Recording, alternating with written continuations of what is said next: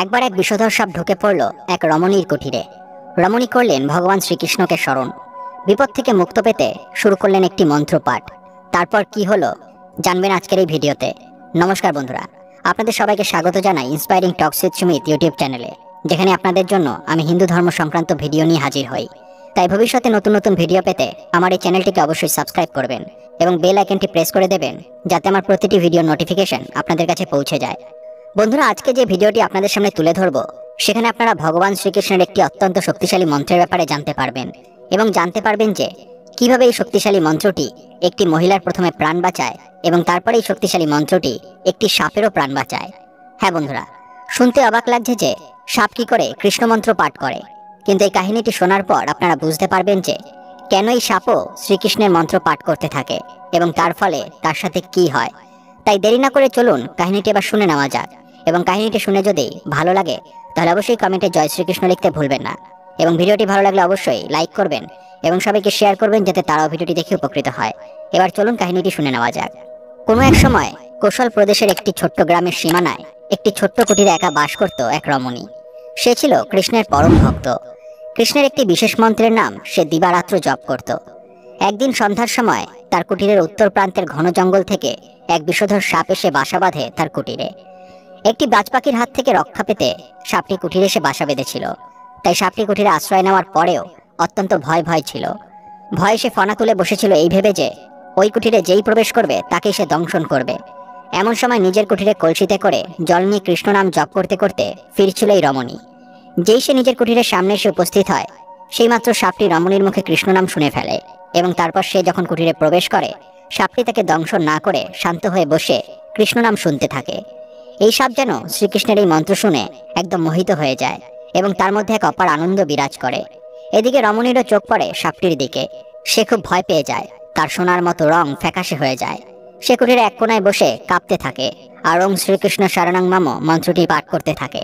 সাপটি কুটিরের অপর প্রান্তে বসে বসে প্রভুর মন্ত্রপাঠ শুনতে থাকে এবং সেও ভাবে যে এই মন্ত্রটি শুনে যেমন আমার অবস্থা হয়েছে, হতে পারে যে এই মন্ত্রটি শোনার পরে বাজ পাখিরও এমন অবস্থা হবে এবং সেও শ্রীকৃষ্ণের এই মন্ত্র শুনে মন্ত্রমুগ্ধ হয়ে গিয়ে আমাকে আর খাবে না। আর সেও সেই বাজ পাখির হাত থেকে রক্ষা পাওয়ার জন্য প্রার্থনা করতে থাকে এই মন্ত্রটি বলে।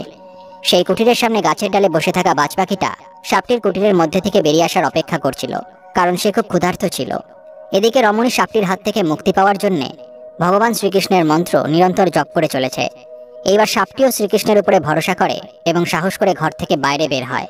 এবং তখন বাজ পাখিটা যেই সাপটাকে খেতে যাবে, তখন সাপের মুখে ভগবান শ্রীকৃষ্ণের মন্ত্র শুনতে পায়। তার মন মন্ত্র শুনে ভক্তিতে ভরে উঠল। ভগবান শ্রীকৃষ্ণের নামের এমনই মহিমা যে কিছুক্ষণ পর বাজ পাখিটার মন ও উদর তৃপ্তিতে ভরে উঠল এবং সে সাপটিকে খাবার সিদ্ধান্ত ত্যাগ করে উড়ে গেল।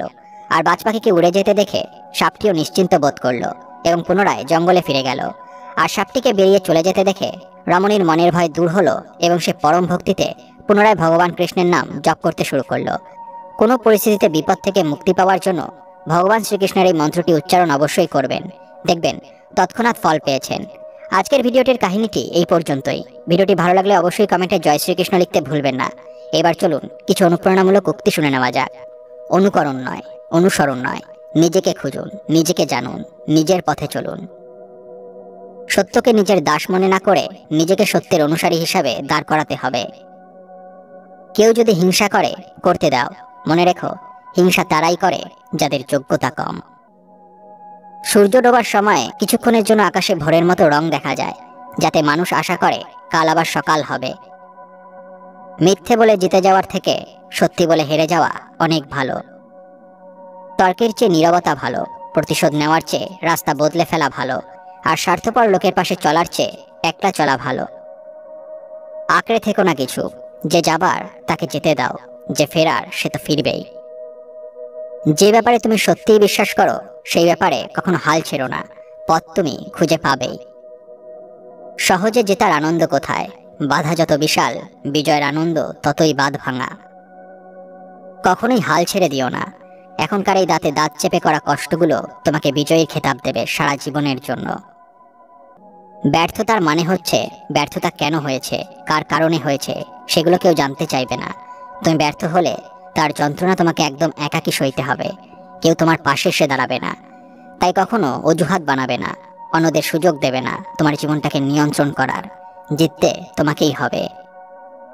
তুমি যদি এখন থেকেই তোমার স্বপ্নগুলো সত্যি করার পিছনে ছুটে না চলো, তাহলে একদিন তোমাকে কাজ করতে হবে অন্যদের জীবনে তাদের স্বপ্নগুলোকে সত্যি করার জন্য। নিজের ছবি, নিজের ব্যবহার আর নিজের চরিত্রের উপরে সবসময় ধ্যান দিন, কারণ এদের বয়স তোমার বয়সের থেকে অনেক বেশি হয়। আমাদের মরে যাওয়ার পরেও এগুলো মানুষের স্মৃতির মধ্যে বেঁচে থাকে। জীবনে অনেক সময় এমন জিনিস বা ঘটনা হয় যা আমাদের অনেক কষ্ট দেয়, দুঃখ দিয়ে যায়। তখন এরকমটা মনে হয় যে আমরা এমন কি কাজ করেছিলাম যার জন্য আমরা এমন শাস্তি পাচ্ছি। কিন্তু অনেক সময় যখন আমাদের সাথে খারাপ হয়, তা ভালোর জন্যই হয়। সেই সব স্মৃতিকে যত্ন করে রাখো যা তোমার চোখে চমক সৃষ্টি করে। তাদেরকে যত্ন করে রেখো না যা চেহারায় চিন্তার ছাপ নিয়ে আসে। নিজের স্বভাব শূন্যের মতো রাখো। হয়তো তোমাকে কেউ গণনার মধ্যে ফেলবে না, কিন্তু তুমি যার সাথে দাঁড়িয়ে যাবে তার মূল্য বাড়িয়ে দেবে। কেউ যখন অসাধারণ হওয়ার জ্ঞান অর্জন করে, তখন সে আসলে আর সবার মতো সাধারণ হয়ে যায়। আমি এমনভাবে পা ফেলি যাতে মাটির বুকেও আঘাত না লাগে। আমার তো কাউকে দুঃখ দেওয়ার কথাই নয়। আত্মবিশ্বাসের দ্বারা নিজের জীবনের উচ্চ শিখরে পৌঁছাতে পারবেন, কিন্তু আত্মবিশ্বাস ছাড়া আপনি সামান্য কিছু অর্জন করতে পারবেন না। যারা তোমার ক্ষতি চায় তাদেরকে আঘাত করো না, তাদের সামনে একটু হাসি মুখে বাঁচবে। দেখবে তুমি আঘাত করলে তারা যা কষ্ট পেত, তারা তার থেকেও বেশি কষ্ট পাবে।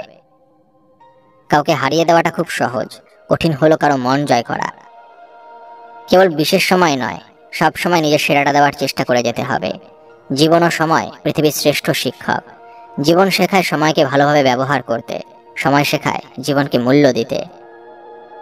পুত্রকে যারা পড়ান না, সেই পিতামাতা তার শত্রু। হাসেদের মধ্যে বক যেমন শোভা পায় না, সবার মধ্যে সেই মূর্খ তেমনি শোভা পায় না।